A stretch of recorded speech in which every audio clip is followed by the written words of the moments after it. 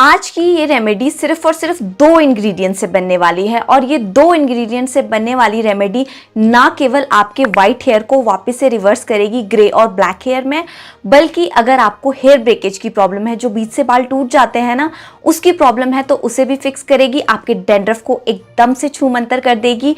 और अगर आपकी हेयर लेंथ जो प्रमोट नहीं हो रही, आपकी हेयर ग्रोथ नहीं हो रही, उसे भी फिक्स करेगी और ग्रो करेगी न्यू बेबी है। सो वीडियो को एंड तक देखिए। चैनल को सब्सक्राइब नहीं किया है तो फटाफट से सब्सक्राइब कर दीजिए, क्योंकि आज की ये रेमेडी कमाल है बिल्कुल। Hi everyone, welcome back to my YouTube channel and thank you so very much for watching Dr. Wingardium. I hope you all are doing great and loving whatever you guys are doing. देखिए, आज की remedy तभी आप पर काम करने वाली है अगर इसका कंजप्शन आप डेली बेसिस पे करेंगे।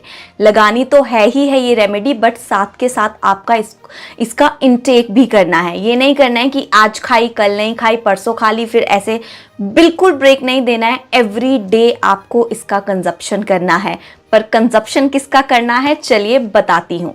आज की रेमेडी का हमारा मेन इंग्रेडिएंट है आंवला, गूसबेरी जिसे कहते हैं। अगर आपके पास देसी जो छोटा वाला आंवला होता है ना, अगर तो वो है तो उससे बेस्ट तो कुछ भी नहीं है, क्योंकि एक तो वो इजीली आप उसका कंजप्शन कर सकते हैं, खाने में वो बहुत अच्छा टेस्ट देता है। एंड आंवला के पीछे अगर आप पानी पिएंगे ना तो आपको मीठा मीठा सा टेस्ट आएगा। क्या आपने कभी ऐसा कुछ एक्सपीरियंस किया है? If yes then comment section में आकर ज़रूर बताइएगा।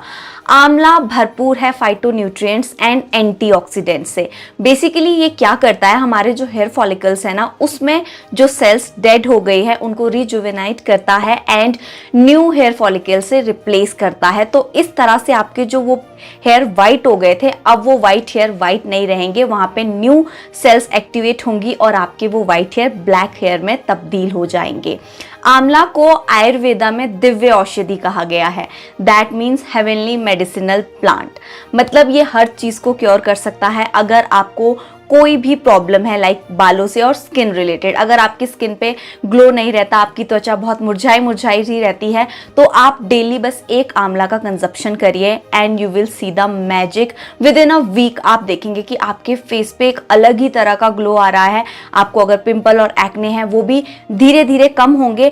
हो सकता है इनिशियल स्टेजेस में आपको ज़्यादा होने लगे, क्योंकि वो विटामिन सी रिच होता है, तो स्टार्टिंग में हो सकता है आपको ज़्यादा लगे, लेकिन लेटर ऑन आपके वो एक्ने और पिंपल्स भी गायब हो जाएंगे अगर इसका कंजप्शन डेली करते हैं।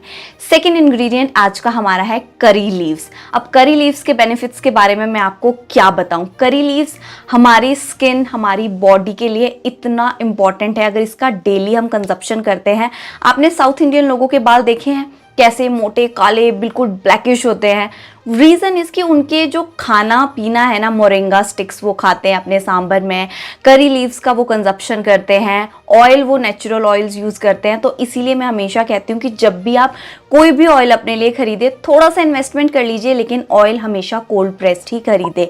फिर चाहे वो आलमंड है, चाहे वो कोकोनट है, चाहे कोई भी ऑयल है, बट वो कोल्ड प्रेस्ड होना चाहिए, ताकि जब आप उसको हल्का फुल्का हीट भी करें, उसमें कोई इन्फ्यूज़न भी करें ना, तो उसके जो न्यूट्रिएंट्स हैं वो गायब ना हो जाए। आप सिर्फ लगाने के लिए कोई एप्लीकेशन ना करें, उसके न्यूट्रिएंट्स भी आपके बालों को, आपकी बॉडी को मिले। अगर करी लीव्स के बेनिफिट्स के बारे में बात करूं, अगेन इसमें होते हैं बहुत सारे एंटीऑक्सीडेंट्स एंड विटामिन बी। तो जिनको विटामिन बी की प्रॉब्लम रहती है उनको मोस्टली हाथों में टिंगलिंग सेंसेशन होता है, लेग्स में सेंसेशन होती है ऐसे झुंझुनाहट टाइप की। तो अगर आपको ऐसी कुछ सिम्टम्स नज़र आते हैं तो आप करी लीव्स का कंजप्शन कर सकते हैं। बी कॉम्प्लेक्स ना लेकर, B12 ना लेकर, आप सिर्फ डेली बेसिस पे करी लीव्स का कंजप्शन करिए, आपकी वो प्रॉब्लम भी फिक्स हो जाएगी। करी लीव्स हमारे बालों को वापस से ब्लैक करने में हेल्प करता है, हमारी स्कैल्प को मॉइस्चराइज करता है, हाइड्रेशन प्रोवाइड करता है। एंड इसका कंजप्शन भी अगर आप करते हैं तो इंटरनली भी आपके बालों को, आपकी बॉडी को ये हेल्दीफाई करेगा। सो चलिए, without wasting any further time, let's see कि हमें ये रेमेडी बनानी कैसे है। रेमेडी बनाने के लिए सबसे पहले मैंने यहाँ पे ले लिए हैं 10 से 12 आंवला। जो नॉर्मल देसी वाले आंवला होते हैं ना, छोटे वाले, अगर आपके पास वो अवेलेबल नहीं है तो आप बड़ा वाला आंवला भी ले सकते हैं।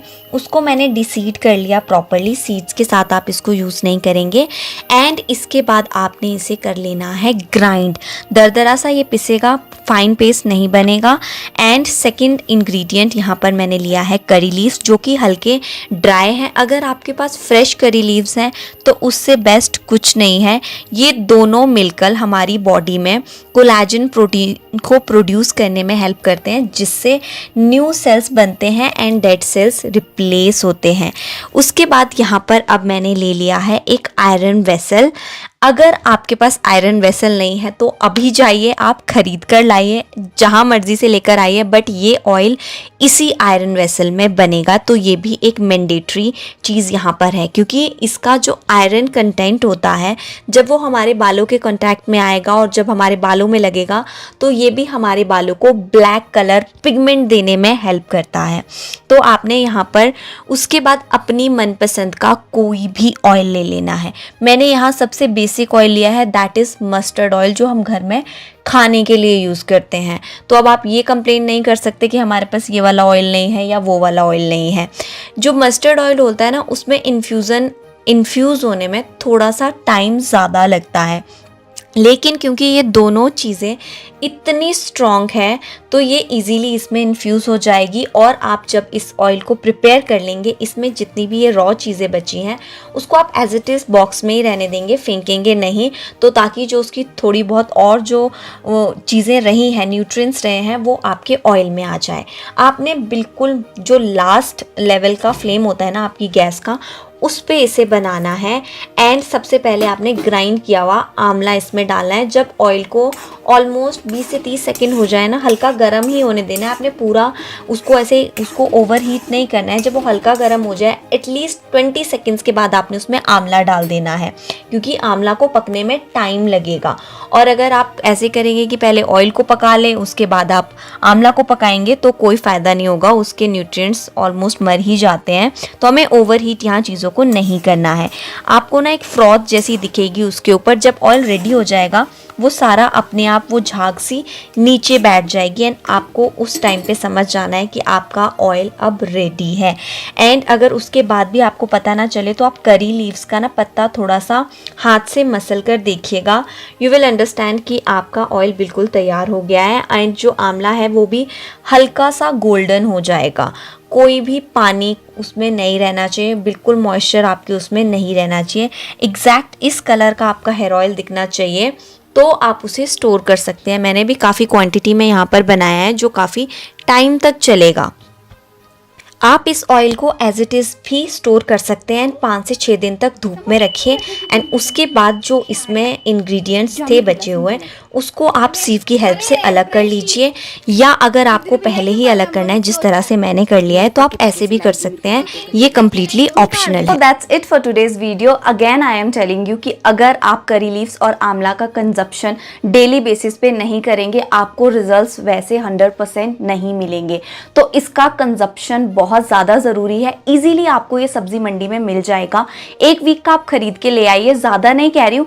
एक ही आंवला भी अगर आप दिन का खाते हैं, you are good to go. Second चीज़, आंवला का कंजप्शन आप इवनिंग टाइम में नहीं करेंगे 5 बजे के बाद, मॉर्निंग टाइम पे ही आप आंवला का कंजप्शन करें। कितना इजी है ना, आप जा रहे हो बाहर, अपने ऑफिस जा रहे हो, अपने काम पे जा रहे हो, एक आंवला उठाइए, उसे धोइए और बस मुंह में डाल लीजिए। चबाना ही तो है। कितना ही खट्टा लगेगा, कितना ही बुरा लगेगा, थोड़ी देर के लिए लगेगा, but it is very good for your health.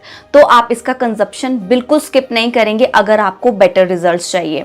अगर आपने इसका कंजप्शन नहीं किया एंड उसके बाद आप आकर कह रहे हैं कि इस ऑयल से हमें बेनिफिट्स नहीं मिले, तो आप खुद जानते हैं कि आपने अपने साथ क्या किया है। आप 10 डेज तक इस ऑयल का अगर तो आपको बहुत ज़्यादा वाइट हेयर है तो आप इसका 1 दिन छोड़कर आप इसका यूज़ करें। अदरवाइज वीक में 2 दिन ही आप इसका यूज़ अपने बालों के लिए करेंगे। अब वैसे भी धीरे धीरे विंटर सीजन आ रहा है तो कोई प्रॉब्लम नहीं है ऑयलिंग करने में।